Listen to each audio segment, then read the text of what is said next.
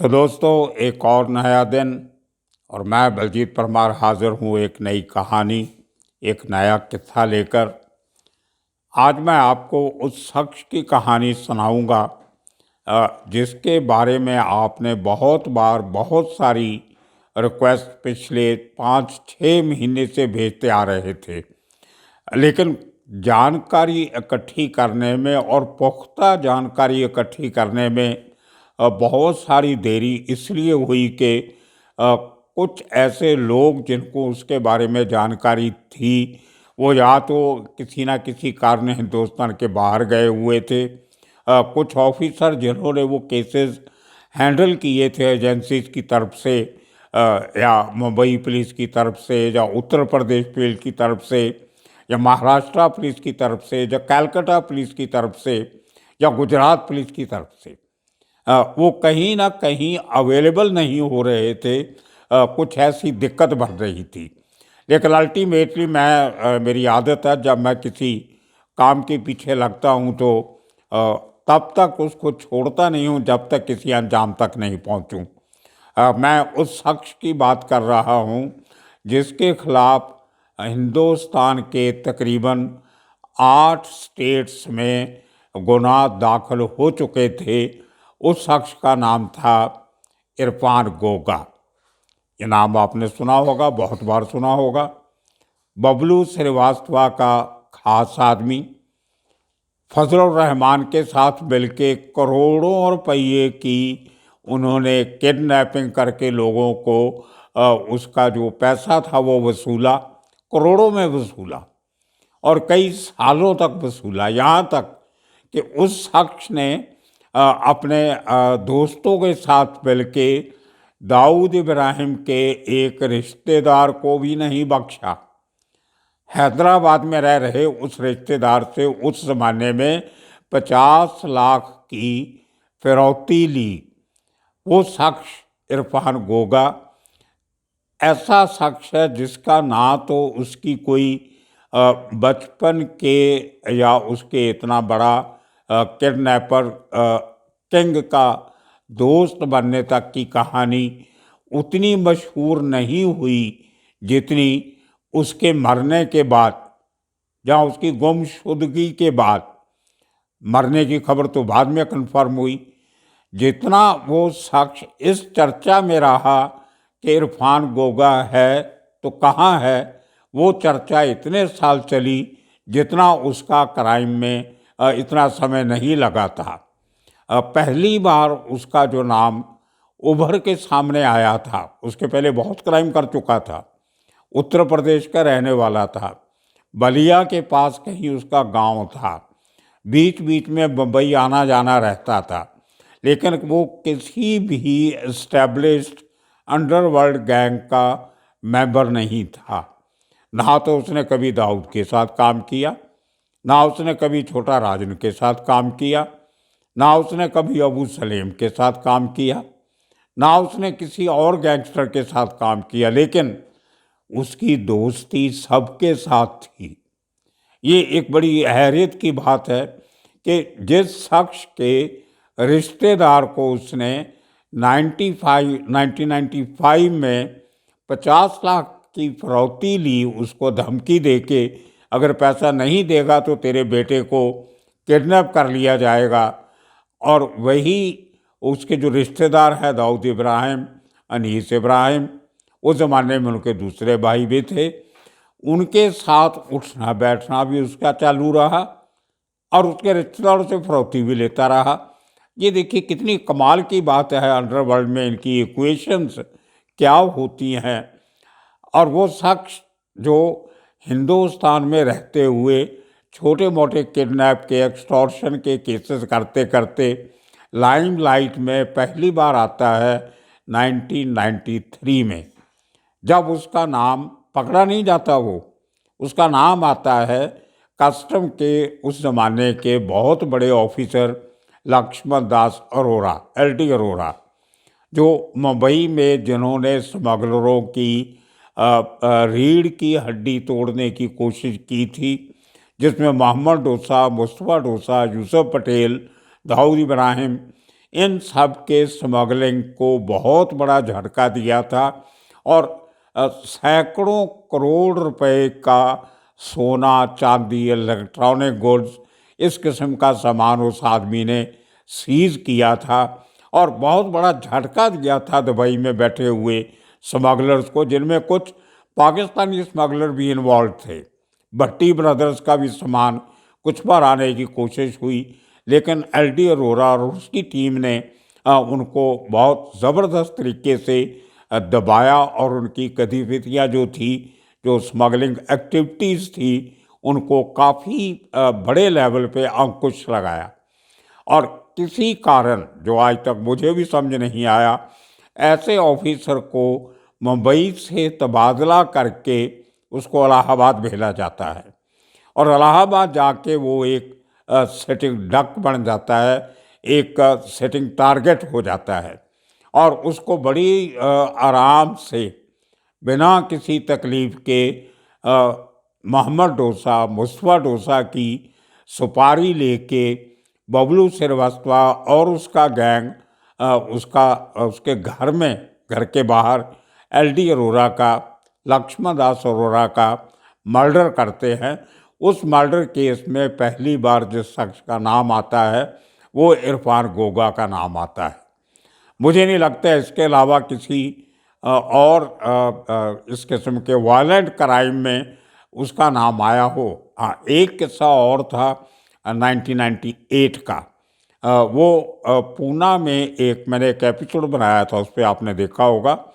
पूना में एक petrol pump के बेटे को किडनैप करके जो अर्चना शर्मा का मैंने एपिसोड बनाया था, उसमें आपको पूरा किस्सा सुनाया था। उसमें जो कॉन्स्पिरेसी में लोग शामिल थे, अर्चना तो पूना में हाजिर थी जब उस लड़के को किडनैप किया गया, उसको मारा गया। तो लेकिन उसकी कॉन्स्पिरेसी में जो जिन लोगों के नाम थे, उनमें सबसे पहला नाम इरफान गोगा का था और साथ में फजलुर रहमान। अब किस्सा कुछ ऐसे ही शुरू होता है कि उत्तर प्रदेश में रहते रहते जब इरफान गोगा इस किस्म के कार्य करते करते ऊपर थोड़ा सा पहुंचता है, तो अपर रैंक्स, तो उसकी मुलाकात फजलुर रहमान से होती है, जिसको फजलू भाई भी कहा जाता है। फजलू अपने ज़माने का बबलू श्रीवास्तव से भी पहले का किडनैपिंग प्रोफेशनल रहा है। बड़े बड़े लोगों की किडनैपिंग करना उत्तर प्रदेश में, मुंबई में, गुजरात में, कलकत्ता में, वेस्ट बंगाल में, तो इस तरीके से काम करते करते उनका जो बेसिक जो एक काम था, वो हमेशा कोशिश रहती कि आदमी को मारा नहीं जाए, लेकिन पैसा वसूल लिया जाए। उसके लिए वो जो तरीके अपनाते थे, हथकंडे अपनाते थे, वो काफ़ी टाइम कंज्यूमिंग प्रोसेस हुआ करती थी। एक किडनैपिंग को अंजाम देने के लिए 3-3, 4-4 महीने का वक्त लगता था। टारगेट का पीछा किया जाता था, उसका आने जाने का रूटीन समझा जाता था और उसका पैसा कहाँ है, कहाँ नहीं है, कहाँ से कितना पैसा कितनी देर में मंगवा के दे सकता है, ये पूरी, जैसे एक चार्टर्ड अकाउंटेंट किसी की बैलेंस शीट का ख्याल रखता है, उसी तरह बबलू श्रीवास्तव का गैंग, फजलुर रहमान का गैंग और इरफान गोगा का गैंग, ये पूरी तरह से उस आदमी की पूरी फाइनेंशियल बैकग्राउंड देखते हुए फिर अपना टारगेट चुना करते थे। तो एक हिंदुस्तान में सबसे बड़ा जो प्रोफेशनल किडनैपिंग गैंग जो था, वो इन तीनों लोगों का था। बाकी कुछ लोग साथ में जुड़ते रहे, कुछ आते रहे, कुछ जाते रहे, कुछ पकड़े गए, कुछ मारे गए, लेकिन ये तीनों हमेशा कानून की हाथों से बचते रहे बहुत सालों तक। तो अरोरा के मर्डर के इमीडिएटली बाद जो इरफान गोगा है नाम आने के बाद ये शख्स, उस पर बबलू श्रीवास्तव का नाम भी आया। एक सैनी और मग्गे वो पकड़े गए। उसके पहले से बहुत सालों से दुबई एक इंटरनेशनल क्रिमिनल्स का सेफ हेवन गिना जाता रहा है। दुनिया भर के कंट्री से बड़े बड़े गुनाह करके लोग दुबई में शेल्टर लेते थे, क्योंकि दुबई की बहुत सारे देशों के साथ किसी किस्म का कोई समझौता, कोई क्रिमिनल्स के आदान प्रदान का समझौता, कोई एक्स्ट्राडिशन ट्रीटीज़, कुछ क्रिमिनल्स को इंटरपोल के हवाले करने की शर्तें, ये उस समय पे कानूनी तौर पे लागू नहीं थी, क्योंकि दुबई नया नया डेवलप हो रहा था और वहाँ के जो रूलर्स थे उनका ये कहना था कि जब तक आदमी हमारे देश में क्राइम नहीं करता हम उसको क्रिमिनल नहीं मानते। और दुबई में मर्डर, ड्रग, इस किस्म के चार्जेस को छोड़ के बाकी किसी किस्म के क्राइम को वो ज़्यादा अहमियत देते भी नहीं थे, क्योंकि दुबई शुरू से फ्री पोर्ट रहा है।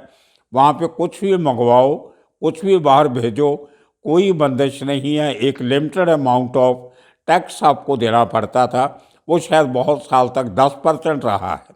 आप 10% दो, भले जितने मर्जी करोड़ का सामान मंगवा लो, उसका 10% पे कर दो। जो चीज़ वहाँ से मर्जी ले जाओ उसका 10% दे दो, आपको कोई पूछने वाला नहीं है। वो सोना, गोल्ड स्मगलिंग, जो हिंदुस्तान में सोना आता था दुबई से, दुबई में सोना खरीदने, बेचने, अंदर लेके आने, बाहर लेके जाने में कोई पाबंदी नहीं थी। तो इसलिए जितने गोल्ड स्मगलर थे वो दुबई में आराम से बैठे थे कि वहाँ की सरकार के लिए वहाँ के कानून के मुताबिक सोना खरीदना या बेचना कोई गुनाह नहीं था। तो ये बहुत लंबी चौड़ी कहानी है, खैर। लेकिन इस बात का फ़ायदा इंटरनेशनल क्रिमिनल्स ने बहुत उठाया, जिनमें दाऊद इब्राहिम शामिल है, उसके भाई शामिल हैं, छोटा शकील शामिल है, जिसमें बहुत सारे जो दूसरे गैंग्स के, छोटा राजन उसमें शामिल है। तो इस तरह से बहुत सारे जो वाइट कॉलर क्रिमिनल्स हैं, जो हिंदुस्तान के, पाकिस्तान के, श्रीलंका के, बांग्लादेश के जो इम्पोर्ट एक्सपोर्ट के जो लॉज हैं उनको बाईपास करके दुबई का सहारा लेके जो कानूनी तौर पे स्मगलिंग करते हैं, उनको पैट्रनेज भी सारी दुबई से मिलती थी। तो इस तरीके से इन लोगों को दुबई में रहना आसान, दुबई के एक लोकल आदमी के साथ मिलके प्रॉपर्टी बनाना आसान, और जब कभी आप तकलीफ में आते थे तो उसके साथ, क्योंकि लोकल आदमी की भी इन्वॉल्वमेंट बन जाती थी, इसलिए वो लोकल आदमी जो बड़े बड़े थे वो किसी ना किसी तरीके से रूलिंग पार्टी के साथ उनकी रिश्तेदारियां थी। रूलिंग जो क्लास थी, जो उनके शेख, प्रिंसेस के आगे रिश्तेदार, अमीर, शेख, तो इस तरीके से उनको एक इनबिल्ट पैटर्नेज मिलती थी, प्रोटेक्शन मिलती थी। तो इसलिए दुबई था वो एक तरफ इन्वेस्टमेंट का बहुत बड़ा सेंटर बनता गया, दूसरी तरफ क्राइम को, बाहर के क्रिमिनल्स को शेल्टर देने का बहुत बड़ा अड्डा बहुत साल बना रहा, आज भी है। तो ये इस बैकग्राउंड का फ़ायदा उठा के ये सब लोग हिंदुस्तान में क्राइम करके सबसे पहले भागते थे नेपाल, क्योंकि आधे लोगों के पास जो पासपोर्ट थे उनकी जानकारी सरकार को थी। हिंदुस्तान के एयरपोर्ट से बाहर जाना थोड़ा सा मुश्किल होता था, तो यहाँ से, यूपी से, बिहार से बॉर्डर क्रॉस करके नेपाल चले जाना, वहाँ से दूसरा पासपोर्ट लेके या हिंदुस्तान से कोई नकली पासपोर्ट मंगवा के वो लेके दुबई चले जाना, जहाँ इनको कोई पूछने वाला नहीं था। इनको स्पॉन्सर प्रोवाइड कर दिया जाता था, वो इनकी जिम्मेदारी लेता था और ये वहाँ पे रहना और ऐश करना और अपने काम करना जारी रखते थे। तो उसका फ़ायदा उठाते हुए बबलू श्रीवास्तव और फजलुर रहमान और इरफान गोगा, इन तीनों ने दुबई को अपना अड्डा बना लिया। वहाँ से बैठ के अपने कारिंदों के थ्रू, और अर्चना शर्मा भी इनके साथ वहीं पे थी। भले बबलू श्रीवास्तव कई बार इनकार करता है कि वो 95 के पहले कभी अर्चना को नहीं जानता था, नहीं मिलता था, वो गलत बात है। लेकिन जो सबूत हैं वो सब दूसरी तरफ इशारा करते हैं। तो ये सब लोग दुबई में बैठ के बड़ी बड़ी किडनैपिंग्स प्लान करते थे। तो 93 में अरोरा के मर्डर के बाद इरफान गोगा दुबई शिफ्ट करता है। वहाँ से 95 में हमीद अंतुले, जो दाऊद ख़ानदान का रिश्तेदार है, उससे फिरौती ली जाती है और वहाँ से पहली बार इसका जो इनके जो आपस में थोड़ा दिल में जो खटास आती है, थोड़ी सी दुश्मनी जो बाहर नज़र नहीं आती, वो पैदा होती है दाऊद ख़ानदान के साथ इरफान गोगा की। लेकिन 93 के ब्लास्ट के बाद 94 में जब दाऊद ब्रदर्स को दुबई छोड़ के कराची जाना पड़ता है तो वो सब जाते हैं, लेकिन अनीस काफ़ी साल तक उसके बाद भी दुबई में रहता है अपना बिजनेस संभालते या बिजनेस वाइंड अप करने की प्रोसेस में। तो उसी चक्कर में ये सब लोग, और इनका जो कॉमन फ्रेंड था सबका, वो था शरद शेट्टी। शरद शेट्टी का एक अपना घर था जहाँ उसकी फैमिली रहती थी, बीवी बच्चे। उसके अलावा उसने 2-3 ऐसे बंगलोज किराए पे लेके रखे हुए थे या खरीद के लेके रखे हुए थे जहाँ पे बाहर से आए लोगों की आवभगत की जानी, जहाँ अयाशी के अड्डे जिनको आप कह सकते हो, जहाँ पे हर किस्म की सहूलत मुहैया करवाई जाती थी रात को, ताश खेलना, दारू, शराब, प्रॉस्टिट्यूशन, ये सब जो थे, बुजरा सब, ये सब धंधे उन प्राइवेट घरों में किए जाते थे जो शहर के थोड़ा बाहर थे और उनको गेस्ट हाउस का नाम दिया जाता था।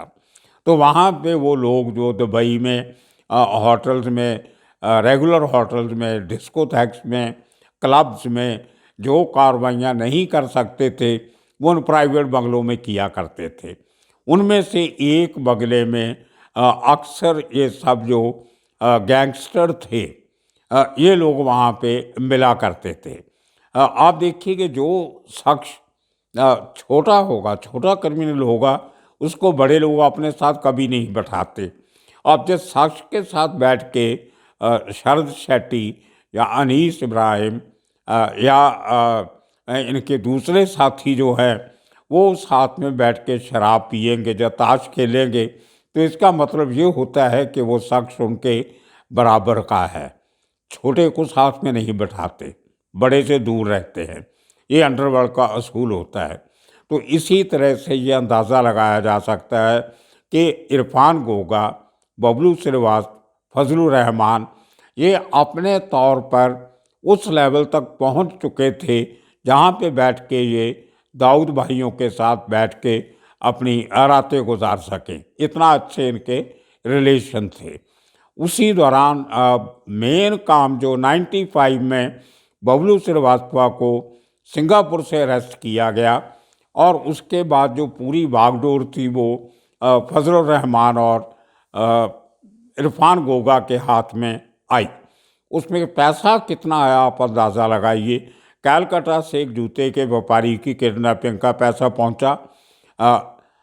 गौतम अडानी जैसे आदमी को अहमदाबाद में किडनैप किया गया और कहते हैं कि 4 घंटे के अंदर अंदर 15 करोड़ का हवाला दुबई में पहुंचाया गया और उसको छोड़ा गया। इसमें कितनी सच्चाई है नहीं है वो एजेंसीज वाले जाने या गौतम अडानी जाने, लेकिन पूरा मीडिया और पूरी जो अंदर की बातें हैं, जो ग्रेप वाइन है, वो इस बात की पुष्टि करती है कि 15 करोड़ रुपए की फिरौती दी गई।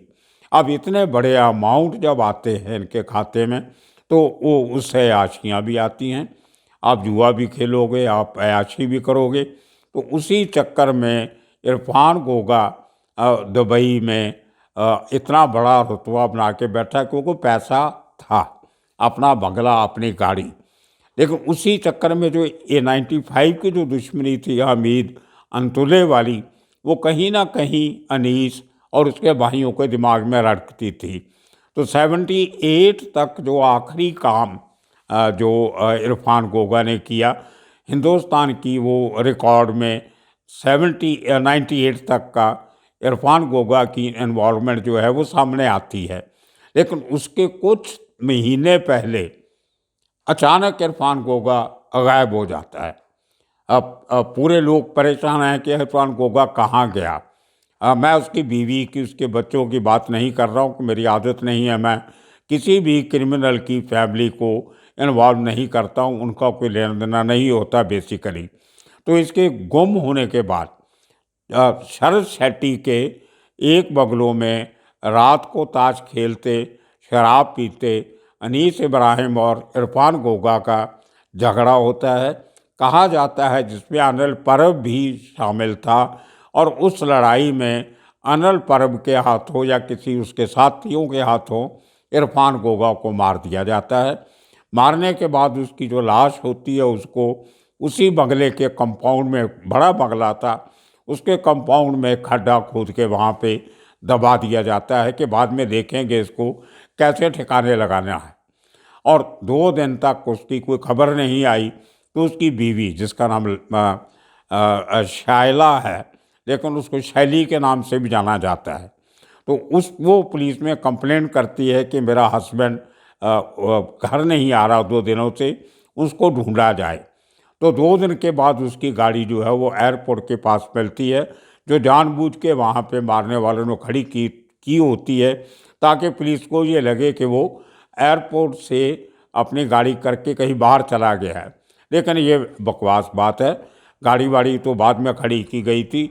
गाड़ी का एयरपोर्ट के बाहर खड़ा होना कोई सबूत नहीं है कि गाड़ी का मालिक देश छोड़ के चला गया है, क्योंकि इमिग्रेशन में रिकॉर्ड होता है, एयरलाइन की टिकट होती है, वीज़ा का रिकॉर्ड होता है, उससे मालूम पड़ जाता है कि आदमी गया कि नहीं गया। तो ये चीज़ों को पुलिस ने नकारा। लेकिन आने वाले कुछ सालों तक वो कहीं नहीं मिला। फाइनली 2002 में वो उस 98 के मर्डर के बाद, और उस चक्कर में मैं आपको बता दूं कि एक बार अनीस इब्राहिम को दुबई गवर्नमेंट ने डिटेन भी किया था उसकी बीवी की कंप्लेंट पे, और इंडिया को कहा गया था कि आपका एक आदमी हमारे कब्जे में है, आपको चाहिए तो उसको ले जाओ। लेकिन जब तक हमारे लोग वो पेपर प्रिपेयर करके लेने गए, तो अनीस इब्राहिम अपना जुगाड़ लगा के उस केस में से निकल के चला गया। वो दूसरा एक एपिसोड कहीं फिर बनाएंगे। लेकिन उसके बाद 98 के बाद इरफान गोगा की जो उसका जो दफनाया गया था जहाँ पे, उस बंगले को शरद शेट्टी बेच देता है किसी को। वो आदमी कई साल उसको रीडेवलपमेंट नहीं करता। जब रीडेवलपमेंट होती है 2002 में, तो वहाँ को जब खुदाई की गई तो वहाँ से एक कंकाल निकला, जिसका डीएनए टेस्ट करवाया गया तो पता चला कि वो कंकाल इरफान गोगा का था। लेकिन इसके पहले के उस प्लॉट, जिसका ओरिजिनल प्लॉट बंगला था, उसने किसी और को बेचा था। वो शरद शेट्टी, जब तक उसकी इंक्वायरी होती तो 2003 में शरद शेट्टी का जनवरी में दुबई में मर्डर हो जाता है। तो एक तरीके से वो जो पूरी जो एक मिस्ट्री थी, एक कि इरफान गोगा को कैसे मारा, किसने मारा, वो जो मिस्ट्री थी पूरी की पूरी, वो शरद शेट्टी के मरने के साथ ख़त्म हो गई। लेकिन आज तक इरफान गोगा इसलिए मशहूर ज़्यादा है कि वो गुम हुआ तो कैसे हुआ, इतना बड़ा आदमी बना, गुनाह की दुनिया में उसकी बातें कम होती हैं। आने वाले दिनों में और किस्से कहानियाँ लेके फिर हाजिर होंगे। आज के दिन तक इरफान गोगा की कहानी के साथ ये किस्सा यहीं ख़त्म करते हैं। आप सबका शुक्रिया, धन्यवाद।